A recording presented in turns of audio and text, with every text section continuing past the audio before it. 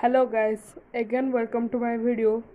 As we had discussed in the previous video, the poem The Road Had Not Taken greatly, then I had told that I will supply all the extra notes and the hidden meanings, rhyming scheme, literacy device, anaphora, metaphor, etc.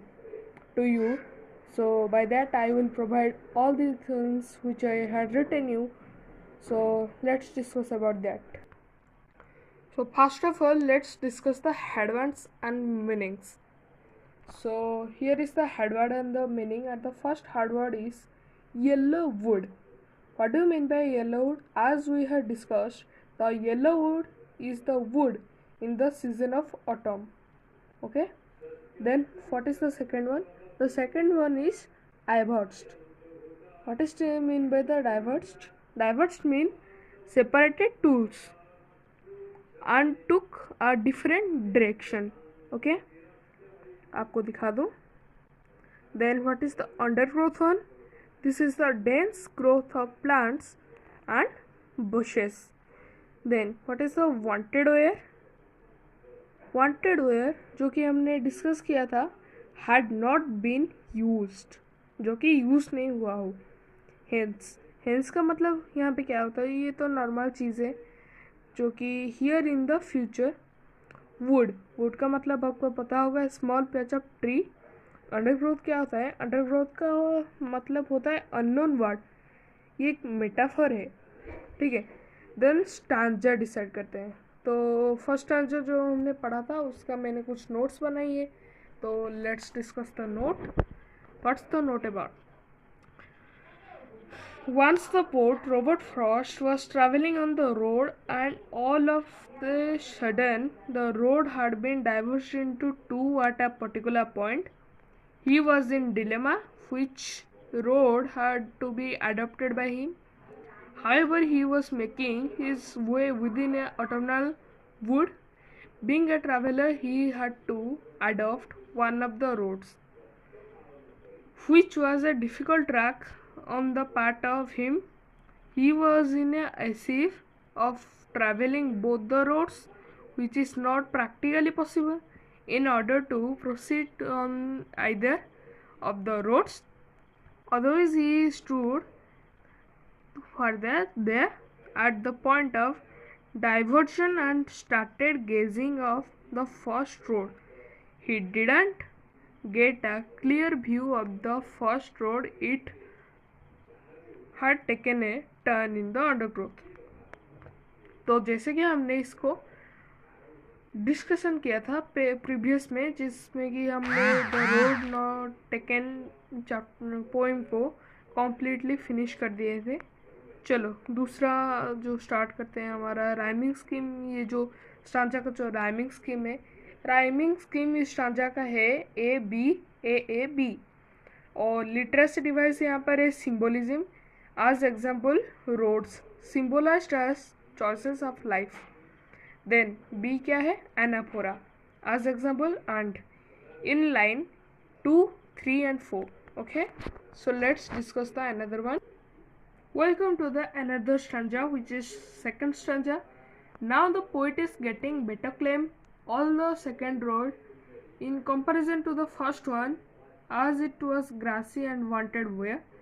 The poet was an adventure person and selected just the opposite of the ordinary. Moreover, the two roads had been traveled by travelers. Not a less number of traveled had traveled on a second road in comparison to the first one. सो यहाँ पे ये भी हम previous पे discussion कर लिए थे. तो राइमिंग स्कीम देखते हैं. इसका भी वही राइमिंग स्कीम है जो कि ए बी. और इसका लिटरेसी डिवाइस है alliteration. As example wanted where, then through, that here. और जो पर्सोनिफिकेशन है वो है वांटेड वेयर, ठीक है. देन और एक जो डिफिकल्ट वर्ड है वो है ट्रोडन ब्लैक, जिसका मतलब है crossed into pieces of black colour, जो कि मैंने प्रीवियस स्टांजा पे बोल भी दिया था, जो कि सेकेंड स्टांजा था रोड नॉट टेकन का. Welcome to the third stanza.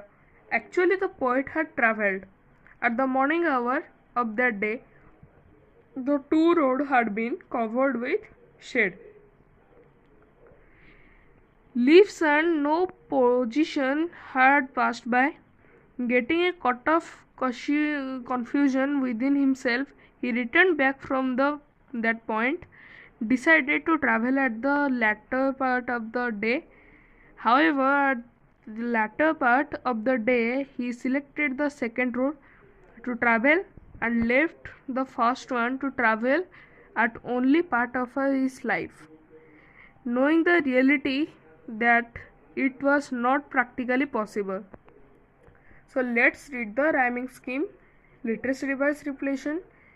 What is the rhyming scheme here? It is the same one, A B, and the literacy device, which is not written because it has no literacy devices there, and the repletion is way. Okay, and the what और एक ठो reflection है जो कि two roads डाइवर्ज्ड in a way imaginary है, जो कि example पे हम देख के आए थे, जो कि two road diverged in a way. Then metaphor जो है इसका एग्जांपल है द होल पोएम, जिसको आप एक बार रीड कर लोगे तो आपको मेटाफर पता चल जाएगा. ठीक है, थीम देखते हैं पोएम का. So here is the complete theme of the poem. Through the lines of this poem, the poet Robert Frost has magnificently described that the truth of the life in a marvelous way. In the poem, he has instructed the readers of selected path of their life quite sincerely and with lot of consideratory. Then approximately selection of path leads to a prosperous life, and the foolish actively will lead it to a platform of futureless. Conclusively, he has tried his level best to make the readers know that the wise selection to the back should with individual with not footsteps of others.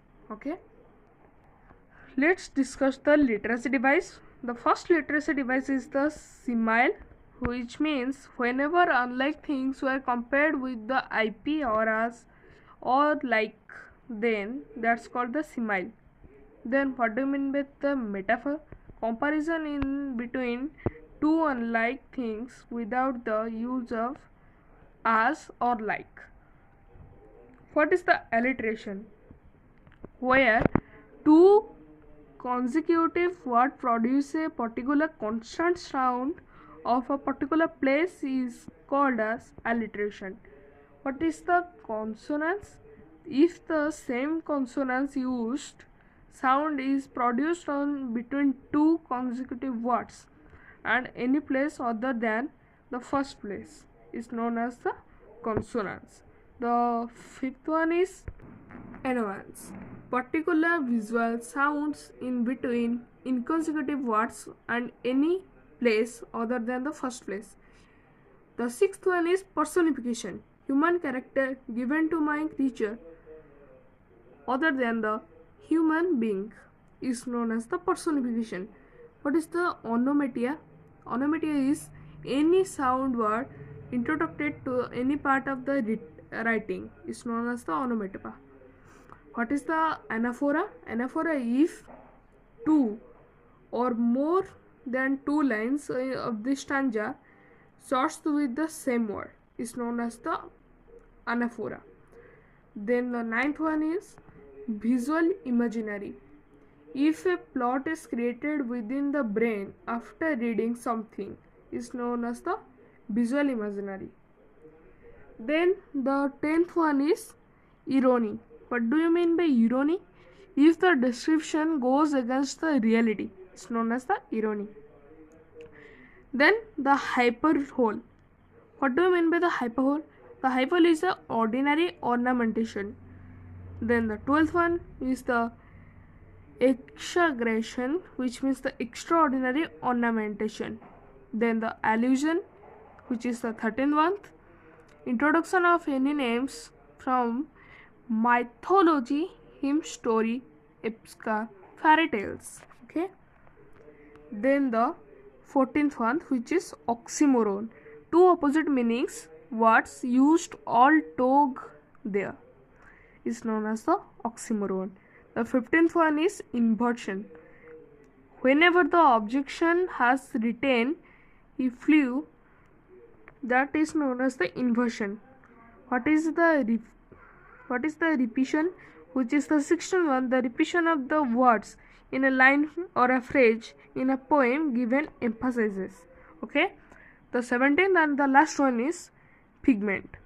If a sentence of any stanza run for 2 or more than 2 lines without causing any push to attention mark at the end of the each line is known as the figment. So the students, I am just telling you kindly, please wrote those things which I had been supplied. It is be important one for you and also a good one for you in your future. This is the important notes which can be arrive in your exam or anything. So goodbye, and with the third video I will supply all those exercises of this following poem, and we will continue the Fandehar chapter. Okay.